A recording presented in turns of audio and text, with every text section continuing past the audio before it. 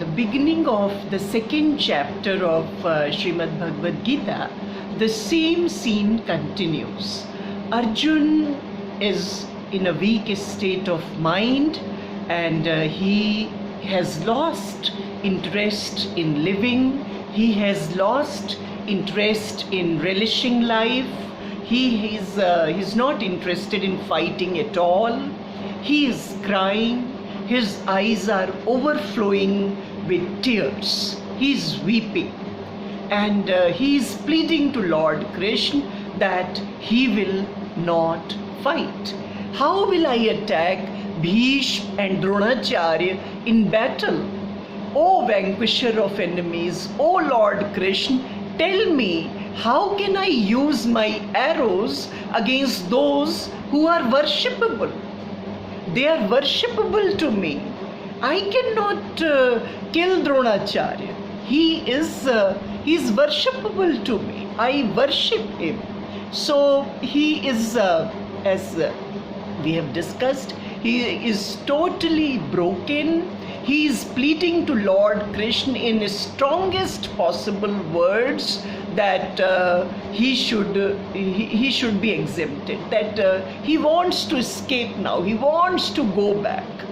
And he has a very strong sense of morality, and he has a very strong sense of family lineage. Family, his concept of family is very strong. His sense of propriety is violated, and he is not at all fit for fighting. The important point which I noticed, and so many others also must have noticed, in the 7th shlok of this chapter, that Arjun has the mindset of a disciple. Supatra hai ye ladka. Matlab, his sense of surrender before Lord Krishna is complete. He says that I am confused, my mind is not working, and I bow down before you. I surrender before you. Tell me what to do. And this is so important. I try to practice this as much as possible in my life, because you cannot learn anything, no one can learn anything, love anyone, cherish anyone, do anything for society, do anything for anyone in particular, do any good at all, if the person does not have that sense of surrender. That sense of surrender before the Almighty, of course, and that sense of surrender for anyone whom you consider worth respecting. You must have people in your life whom you cherish, whom you respect, and before whom you surrender, whose words you listen carefully, whom you follow, because no learning is possible, growth is not possible, no kind of development, self-development is possible if we do not have this sense of surrender. In our Indian ethos, in our Indian traditions, this has been highlighted so well कि लेने वाला जो है वो सुपात्र होना चाहिए, and Arjun is such a person, and that is why Gita was spoken for him.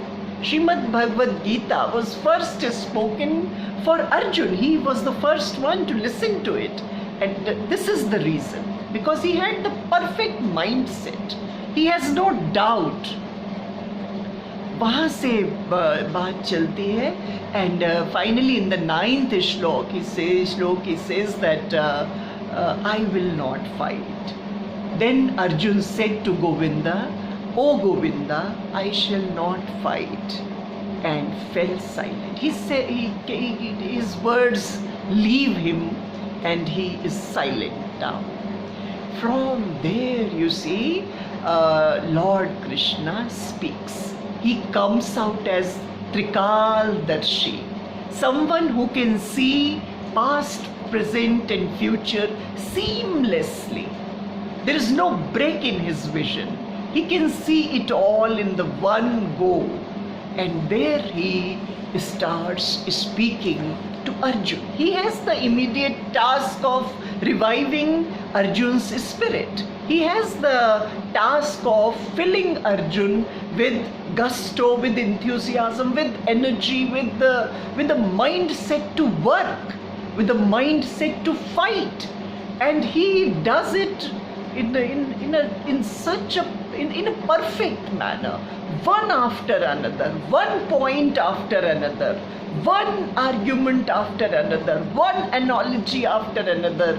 He keeps on. In modern terminology, we can say he counsels Krishna. He begins his counseling there, and then he says that time is an eternal spring, and Krishna declares there that lamenting the dead is an act of fools. There is nothing like non-existence. One always exists in one form or the other. This is the basic principle of Sanatan thought.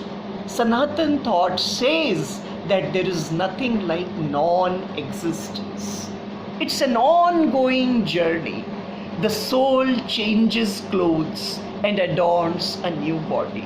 Just as we discard our worn out clothes, the soul discards this body and assumes another body. Sensory experiences are temporary and they are to be tolerated. But there is something within us, there is something within all of us which is indestructible, which cannot be killed, which is all pervading, which is imperishable.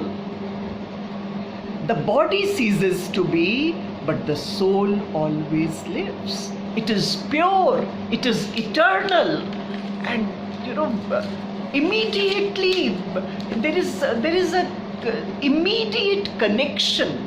Anyone who reads these lines realizes these lines to be true. Something stirs within you, something grows within you. Immediately you recognize that yes, this is what the truth is. This is what it is. He is right. These are genuine words. These are real words. He uses such an ordinary simile, such an ordinary analogy. Clothes and body. All of us understand. All of us change clothes every day, and immediately we realize that yes, this is how it is. So he describes soul. It is undivided. It cannot be dissolved. It is ultimate. It is beyond knowledge. It is beyond words. He describes, and birth and death are indispensable. Whosoever is born must die, and one who dies must be born again. This is the supreme reality. The supreme reality of all of us is unmanifest. And this is the first point that Lord Krishna makes in a very powerful manner, in a very profound manner, in a manner you are immediately taken, you're immediately into it, you are involved into his words. Immediately you see the words standing right, correct, upright. That is how he begins. Do not lament. Dukh manane ki baat nahi hai. That is those are the powerful words that Lord Krishna speaks. That is how he begins, and we will continue our discussion on Srimad Bhagavad Gita. Thank you so much.